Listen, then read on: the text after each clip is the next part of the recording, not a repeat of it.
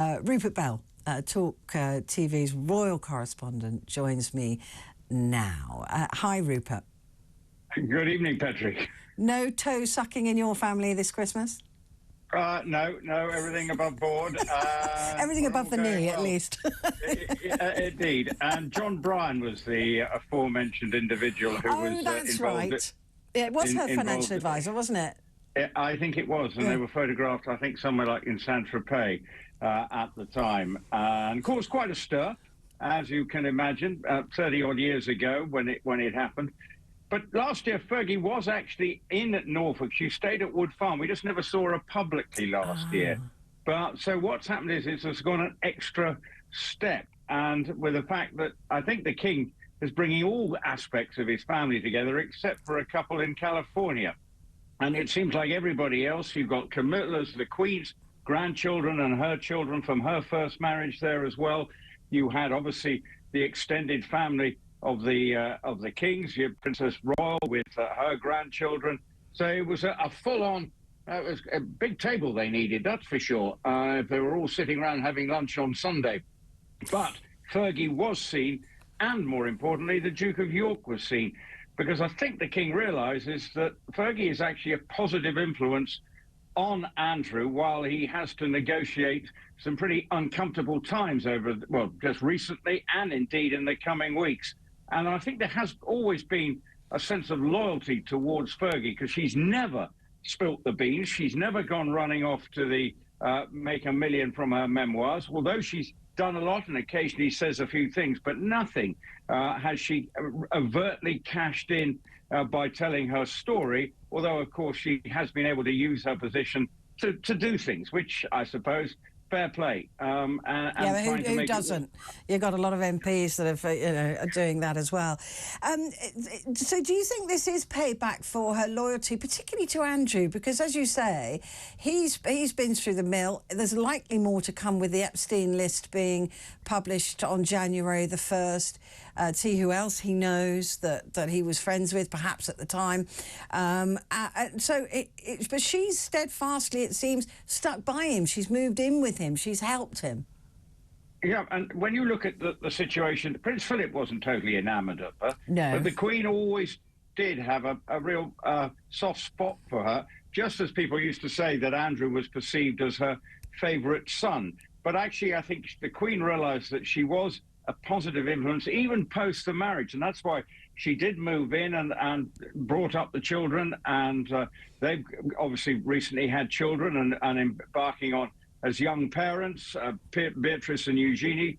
But Sarah has always offered a degree of loyalty to Andrew. She stood by him through thick and thin. Admittedly, okay, they got divorced, but in recent times, she's very loyal to him and actually is acting as I suppose, give him something around, because it's a pretty lonely existence he's got now, because the only time we see him is at these sort of private, public functions, of which Christmas Day church service is one of them. Because he's lost his HRH, hasn't he? He has, and basically he lost all his patronages and everything to go with following the scandal. And he is, he's still in his early 60s, so he would have been expected to be very much part of the working royal family if he hadn't got himself in such a pickle, and obviously being disgraced. And in the eyes of the British public at the moment, he's got no way of rehabilitating himself. But it's probably some comfort to him that he's got Fergie around and that they can sort of get on with life. And she's had her troubles this year, obviously recovering from cancer, so it hasn't been easy for her. But it is, I suppose, she would have enjoyed being back in the fold in some capacity, although you could see the way it was stage managed, they were the extras off at the back. Yeah. Because you can see that. Yeah, I absolutely noticed that. Yeah, I did notice that. She also reportedly, and some people are being fairly unkind about Fergie, as you'd expect, perhaps, but in saying that she has been perhaps not sucking toes, but sucking up to Queen Camilla in order to find her way back into the fold, because she's always regretted that she's been elbowed out, because I think because of her girls and the rest of the family, but she's been cozying up to Queen Camilla. They both horsewomen, they both landed gentry, they're similar stock. so that's why they would get on. Yeah, well, they completely are very similar stock, as you say, that military background. Yeah. But I think, in a way, I think there is a degree of loyalty to her as a sort of, in a way, because she has been, you know, so supportive of Andrew. And I think the rest of the family, the Queen and the King and other members, value that while he tries to extricate himself out of his difficulties, which have to be said are of his own making. Is this, I mean, I'm a cynic, Rupert, I always have been. Could this be calculated to soften us a bit towards Andrew? We all like to think, oh, maybe they'll get back together, or maybe this will makes him look a bit better just ahead of those that list coming out. I don't think, no. I have to say, I don't think that's... people can't quite get round their head around what Andrew maybe allegedly have done. I think there's a long way to go there. I think it's for Fergie, if it makes her happy and the children are happy, because let's be honest, you know, when you're reading about these allegations that are coming out, you've got to put yourself, there's a family there now.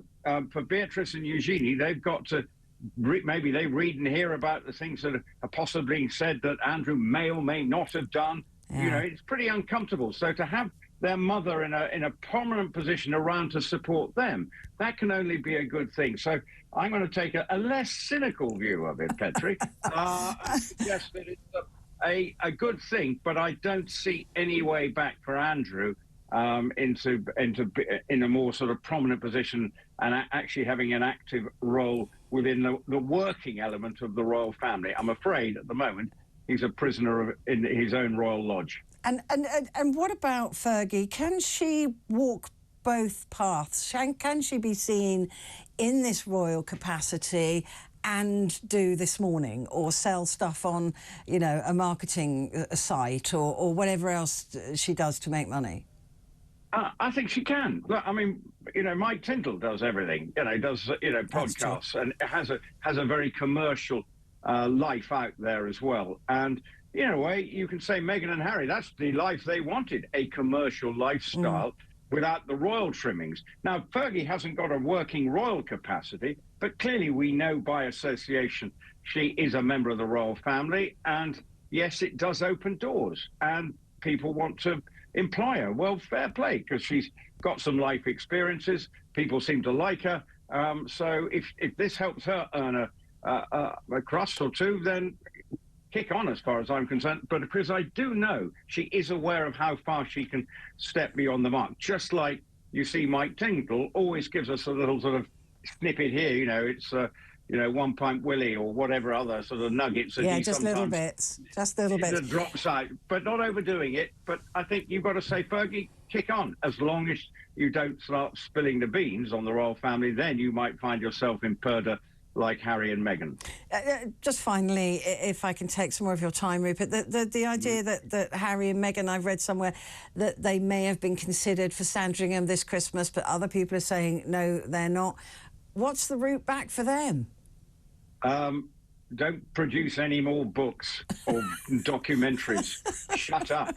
Yeah. I mean, it's as simple as that. Shut up, build the trust back again, because we don't want you turning up at Christmas and 6 months down the line saying you were shunned by a member of the royal family and made us all feel uncomfortable. The trust, it must be, you know, the King has shown he wants his family around, and we saw in the documentary last night that family is important to him, and I'm sure he feels deeply the fact that he hasn't got his youngest son there with their family and all the grandchildren.